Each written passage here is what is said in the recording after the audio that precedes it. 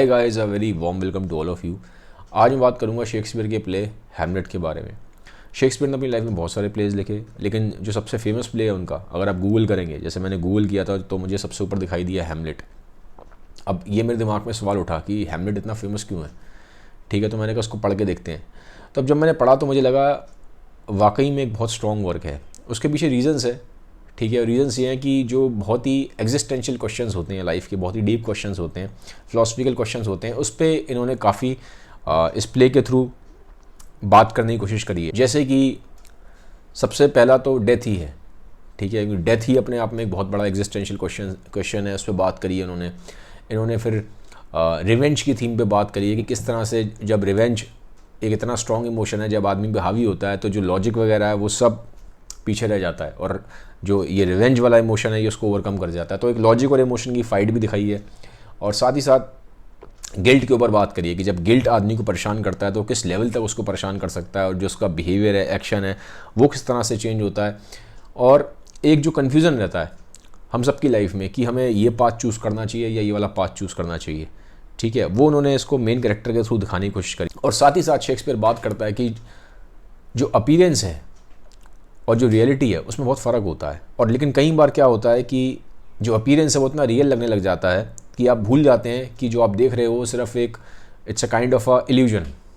ठीक है, बहुत बार आपकी माइंड की स्टेट ऐसे ही हो जाती है जब आपको नहीं मालूम पड़ता है कि जो आप देख रहे हो वो एक इल्यूजन है, एक हेल्यूसिनेशन है या रियलिटी है। ये भी हमें देखने को मिलेगा। तो काफ़ी जो बहुत ही पावरफुल जो थीम्स हैं वो यहाँ पे इन्होंने इस प्ले में डिपिक्ट करी हैं। अब ये जो कहानी है ये है एक लड़के की जिसका नाम है हैमलेट। अब जो हैमलेट है ये प्रिंस है डेनमार्क का। ठीक है, और इसके जो फादर होते हैं वो राजा थे डेनमार्क के, उनकी डेथ हो जाती है। अब लेकिन ये क्लियर नहीं हो पाता कि जो डेथ हुई है वो नेचुरल डेथ है या फिर एक मर्डर है। हैमलेट को ऐसा लगता है कि मेरे फादर का मर्डर हुआ है, और जिसने मर्डर किया है वो कोई और नहीं, इसके फादर का सगा भाई था। ठीक है, यानी कि इसका अंकल, हैमलेट का अंकल। ठीक है, लेकिन हैमलेट को भी कन्फ्यूज़न है, इसको पक्का नहीं पता कि जो फादर का मर्डर हुआ है वो अंकल ने ही किया है कि नहीं किया। लेकिन अब होता क्या है कहानी में, हैमलेट को ना इसके फादर का भूत दिखाई देता है, अपने फादर का घोस्ट दिखाई देता है। और वो जो भूत है वो हैमलेट को आके बोलता है कि जो मेरा मर्डर है वो मेरे भाई ने ही किया है, और अब तुम्हें उससे बदला लेना है, अपने अंकल से बदला लेना है तुम्हें मेरे मर्डर का। ठीक है, तो हैमलेट उठो और एक्शन लो। बट शेक्सपियर ने ऐसा दिखाया कि हैमलेट बहुत कंफ्यूज्ड है, उसको अभी भी समझ में नहीं आ रहा कि जो वो भूत उसको दिखाई दे रहा है सच में उसके फादर का ही है, और उसके अंदर उतना करेज ही नहीं आ रहा।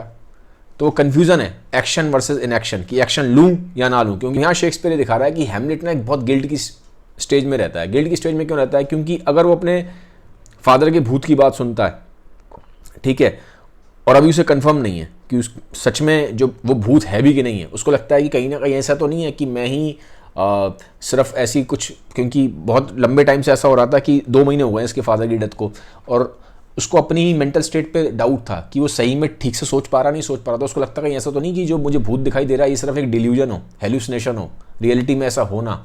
वो अपने ही फियर्स को बाहर प्रोजेक्ट कर रहा हो, अपने ही अंदर के इमोशंस को बाहर प्रोजेक्ट कर रहा हो। ठीक है, तो उसको कन्फ्यूज़न है कि सच में वो फादर का घोस्ट ही था या नहीं था।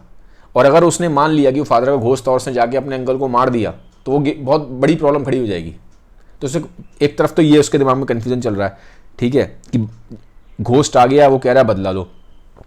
और दूसरा ये है कि अगर वो एक्शन नहीं लेता है तो उसको गिल्ट की फीलिंग है कि मेरे फादर का मर्डर हो गया और मैंने एक्शन नहीं लिया। तो एक्शन वर्सेस इनएक्शन में खड़ा हुआ है, कंफ्यूज है, करे क्या ना करे, मतलब रिवेंज ले या ना ले। अब होता क्या है कि हैमलेट के फादर को मरे हुए हो चुके हैं 2 महीने। अब होता क्या है, इन 2 महीने में जो हैमलेट की मदर है वो उसके अंकल से शादी कर लेती है। अब इस चीज़ का भी हैमलेट को बहुत गुस्सा है। वो अपनी मदर पे बहुत गुस्सा था कि मतलब एक तरफ तो जब उसके फादर जिंदा थे तो उसकी मदर कहती थी कि मैं तुमसे बहुत प्यार करती हूँ, ठीक है, और मैं तुम्हारे बिना रह नहीं सकती। लेकिन वो कहता है हैमलेट कि यार अभी मेरे फादर को मरे हुए 2 महीने नहीं हुए और मेरी मदर ने शादी कर ली मेरे अंकल से। तो अपना हैमलेट का एक दोस्त होता है जिसको जिगरी यार है, जिसका नाम है होरेशियो। तो वो आके हैमलेट से काफ़ी बातें करता है, काफ़ी डिस्कशन करता है। अब डिस्कशन होने के बाद हैमलेट उसको बताता है कि यार मैं सोच रहा हूँ कि मैं ना एक नाटक करवाऊँ, एक प्ले करवाऊँ, और उस प्ले में अपने अंकल को बुलाऊँ, अपनी मदर को बुलाऊँ और सबको बुलाऊँ, जितने भी दरबार में नोबल लोग होते हैं सबको बुलाऊँगा। और उस प्ले में ना मैं अपनी फादर का जो डेथ वाला सीन है ना, उसको एक्ट करवाऊंगा उन एक्टर्स के थ्रू। अब हेमलेट कहता है रेशियो से कि मैं और तुम बैठ के ना मेरे अंकल के बॉडी लैंग्वेज को नोटिस करेंगे, अगर सच में वो कल्प्रेट हुए ना तो जब वो सीन आएगा तो उनके बॉडी लैंग्वेज में चेंजेस आ जाएंगे और हम इसको नोटिस कर लेंगे। अब होता क्या है, वहाँ पे एक्टर्स आते हैं, पूरा वो वाला सीन क्रिएट होता है, उसमें जो एक एक्टर है वो प्ले करता है राजा का रोल, हेमलेट के फादर का, और वहाँ पे दूसरा एक्टर उसके फादर को ना पॉइजन पिलाता है, तो एक तरीके से मर्डर करते हुए दिखा रहे हैं। वही सेम वाला सीन रिक्रिएट होता है हेमलेट के फादर के मर्डर वाला।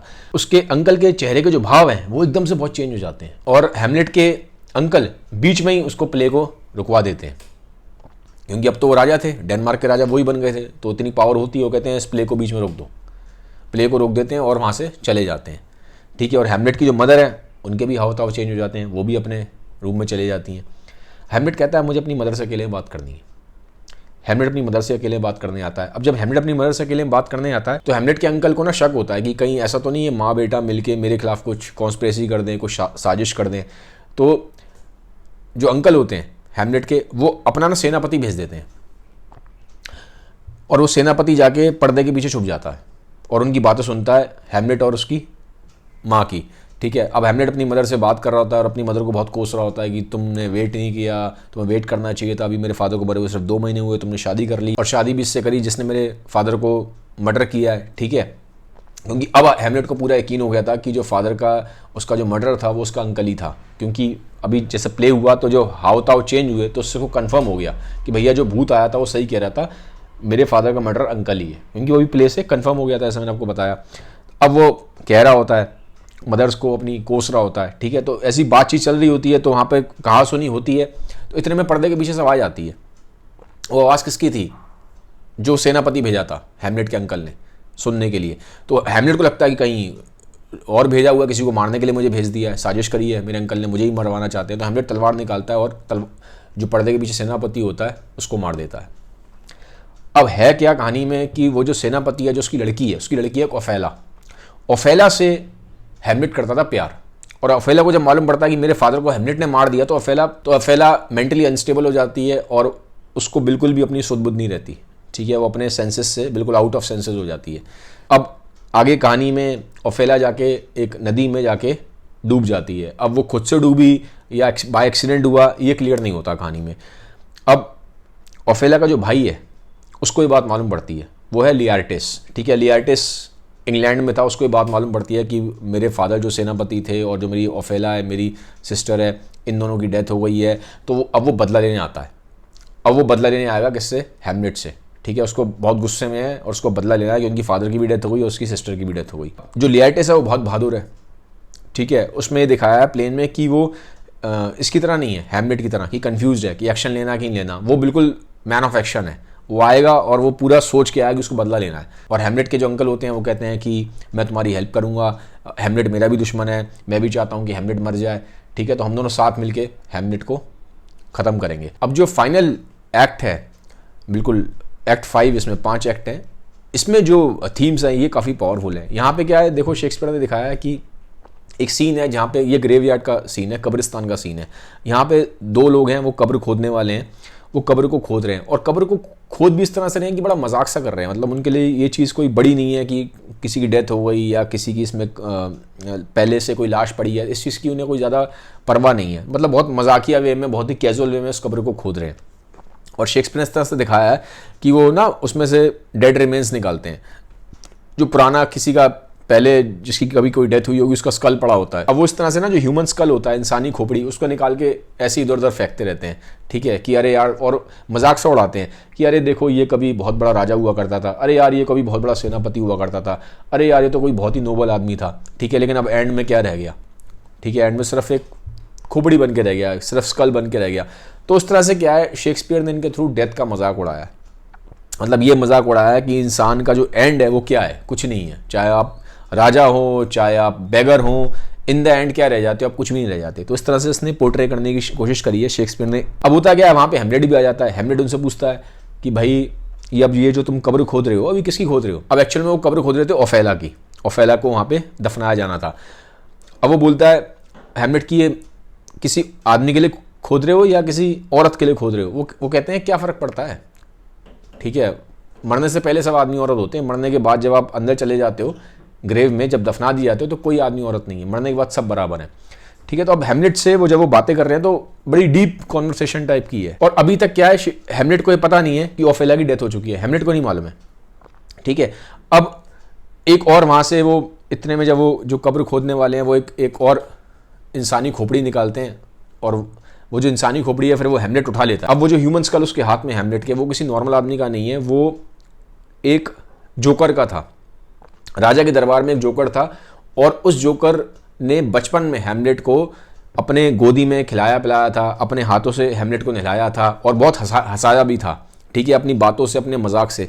तो अब हेमलेट उसको देख के बड़े एग्जिस्टेंशियल क्वेश्चंस करता है कि अरे अब तुम मुझे क्यों नहीं हंसाते, अब वो हंसी कहाँ गई, वो तुम्हारे मजाक कहाँ गए, वो तुम्हारे चेहरे पे जो एक खुशी थी वो कहाँ गई। अब हेमलेट के साथ होता है होरेशियो, वो होरेशियो से पूछता है क्या अलेक्जेंडर द ग्रेट, उसका भी यही हाल हुआ होगा क्या, एंड में बस वो भी यही रह गया होगा। ठीक है, हाथ में उसने स्कल पकड़ा हुआ है और क्वेश्चन पूछ रहा है होरेशियो से कि अलेक्जेंडर द ग्रेट का भी यही एंड था।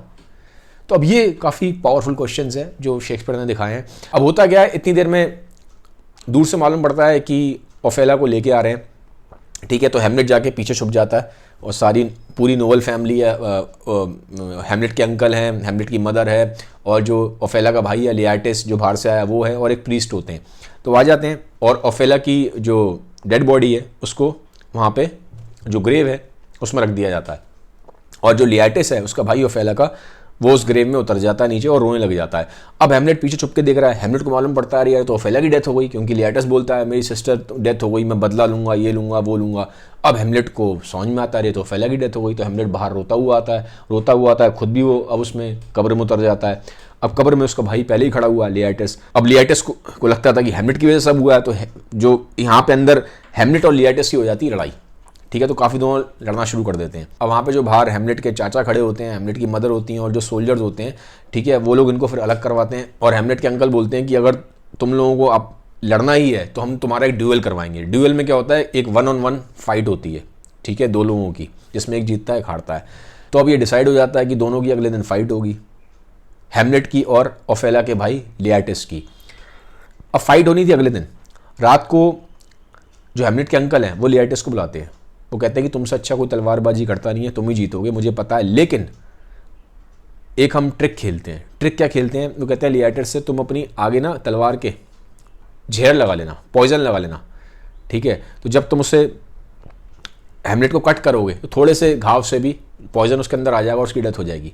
और वो कहता है वहाँ पे मैं वाइन रख दूंगा, क्योंकि उस टाइम पे वहाँ वाइन पी जाती थी, तो जब ये थक जाएगा, क्योंकि कई राउंड्स होते हैं फाइट के, तो कभी ना कभी तो थक के वाइन पिएगा, तो इसमें ही पॉइजन मिला दूंगा, तो दोनों केस में डेथ तो उसकी होनी है। तो इस तरह से क्या है कि अंकल पूरा प्लान कर लेता है। अब अगले दिन कल फाइट होती है। अब पहले 2 राउंड होते हैं, उसमें ऐसा लगता है कि लियाटिस हार रहा है। ठीक है, हेमलेट ज़्यादा भारी पड़ जाता है लियाटिस पे। अब ये देख के जो हेमलेट की मदर है वो खुश हो जाती है, और हेमलेट की मदर को नहीं पता कि वहाँ पे जो वाइन रखी है उसमें पॉइजन है, वो पॉइजन पी लेती है। ठीक है, अब जब पॉइजन पीती है तो पॉइजन का असर छाता है, तो धीरे धीरे बेहोश होना शुरू होती है। अब जब हेमलेट देखता है वहाँ पे कि मेरी मदर बेहोश हो रही है, तो उसका जो अंकल है वो बोलता है ये तो ऐसी बेहोश हो रही है, सिर्फ डिजीनेस की वजह से हो रही है, कोई प्रॉब्लम वाली बात नहीं। लेकिन जो हेमलेट की मदर है जब वो बेहोश होती है वो बोलती है बेहोश नहीं हो रही हूँ, मुझे जहर दिया गया है और अब मैं मर रही हूँ, तो उसकी वहाँ पे डेथ हो जाती है हेमलेट की मदर की। हेमलेट को देख के बहुत गुस्सा आ जाता है। अब हेमलेट पूरे दम से फिर वहाँ पे लियाटिस से एकदम भिड़ जाता है। अब जब भिड़ते हैं तो हेमलेट को भी कट वगैरह लग जाता है तलवार से लियाटिस के, और मैंने बोला लियाटिस की तलवार में पॉइजन था, तो हेमलेट को कट लग जाता है। लेकिन एक चीज़ और होती है कि तलवारें गिर जाती हैं दोनों की, और तलवारों की अदला बदली हो जाती है। अब अदला बदली हो गई, हेमलेट के हाथ में लियाटिस की तलवार है जिसमें पॉइजन लगा है, और लियाटिस के हाथ में हेमलेट की तलवार है जो कि नॉर्मल तलवार है। अब हेमलेट क्योंकि बहुत ज़्यादा गुस्से में था, क्योंकि उसने देखा उसकी मदर की डेथ हो गई, गुस्सा उसको बहुत आ गया था, और वो बहुत तेज़ी से वार करता है, और जो पूरी तलवार है वो लियाटिस को आर पार कर देता है। अब लियाटिस मर रहा है, मरते मरते बोलता है कि मैं तो मर रहा हूँ, लेकिन तुम भी ज़्यादा देर जिंदा नहीं बचोगे, क्योंकि ये जो तलवार तुम्हारे हाथ में है मेरी तलवार थी, और उस पर आगे लगा हुआ है जहर। ठीक है, तो तुम्हें भी कट लग चुका है, तो तुम आधा घंटा मैक्सिमम जिंदा रहोगे, तुम भी मर जाओगे। ये और ये भी बताता है कि ये सब जो किया धरा है ये तुम्हारे अंकल का है, तुम्हारी मदर के वाइन में जो जहर मिलाया वो भी तुम्हारे अंकल ने मिलाया। ठीक है, उस वाइन में जहर मिला हुआ है, और ये जो आगे तलवार के जो पॉइजन लगा है ठीक है, जैसे तुमने मुझे मारा है, ये भी तुम्हारे अंकल का किया धरा है, तो सारा का सारा जो कल्प्रिट है वो तुम्हारे अंकल ही है, ये कह के लिएटस की डेथ हो जाती है। अब हेमलेट को आ जाता है गुस्सा, हेमलेट तलवार लेता है, वही जो पॉइजन वाली तलवार थी, उससे जाके सीधे अपने अंकल को मार देता है, और साथ ही साथ वो जो वाइन होती है पॉइजन वाली, वो भी अपने अंकल को मजबूर कर देता है पीने के लिए। ठीक है, अब जो उसके अंकल है उनकी भी डेथ हो जाती है। अब क्योंकि मैंने बोला हेमलेट को भी लग चुकी थी तलवार, वो वाली पॉइजन वाली, तो अब हेमलेट की भी डेथ हो रही है। अब जब हेमलेट की डेथ हो रही है तो हेमलेट के साथ कौन होता है? होरेशियो, जो उसका बहुत जिगरी यार है। तो अब वो जब देखता है कि हेमलेट मर रहा है होरेशियो, तो वो भी वाइन वाला प्याला उठा लेता है, वो कहता है मैं भी नहीं जिंदा रहना चाहता, क्योंकि तुम ही मर रहे हो तो मैं क्या करूँगा जी के। तो हेमलेट उसको रोकता है, नहीं रुको होरेशियो, रुको, तुम मत मरो, तुम मेरी कहानी सुनाना दुनिया को, नहीं तो लोगों को लगेगा यार मैंने सबको मारा है। ठीक है, क्योंकि अभी वहाँ की जनता को नहीं मालूम ना डेनमार्क की हुआ क्या, एग्जैक्ट कहानी क्या है पीछे। वो कहता है तुम रुको, तुम्हारा काम है जो पूरी कहानी है उसको सुनाना दुनिया को, बताना रियलिटी क्या थी, तो प्लीज़ तुम ये मत करो। ठीक है, तो ये क्या कि हेमलेट की डेथ हो जाती है, और होरेशियो जो वो पूरा जो प्याला होता है वो वाइन का, उसको साइड में रख देता है। ठीक है, अब यहाँ एंड हो गया है। अब जो होरेशियो है वो फिर सबको बताता है पूरी स्टोरी की रियलिटी में स्टोरी क्या थी, और किस तरीके से हेमलेट के फादर को हेमलेट के अंकल ने मारा था, और हेमलेट ने कैसे बदला लिया है। तो ये था हेमलेट का पूरा प्ले जो मैंने आपको ब्रीफ में समराइज़ कर दिया है। ठीक है, बाकी इस पर मूवी भी बनी है, बॉलीवुड मूवी थी हैदर। ठीक है, तो आप चाहो तो आप वो भी देख सकते हो, इससे आपको अब क्लैरिटी हो जाएगी। ठीक है, तो this was all about today's video अच्छा लगा इसको सबके साथ शेयर जरूर कर दीजिएगा। Have a nice day, bye bye, take care.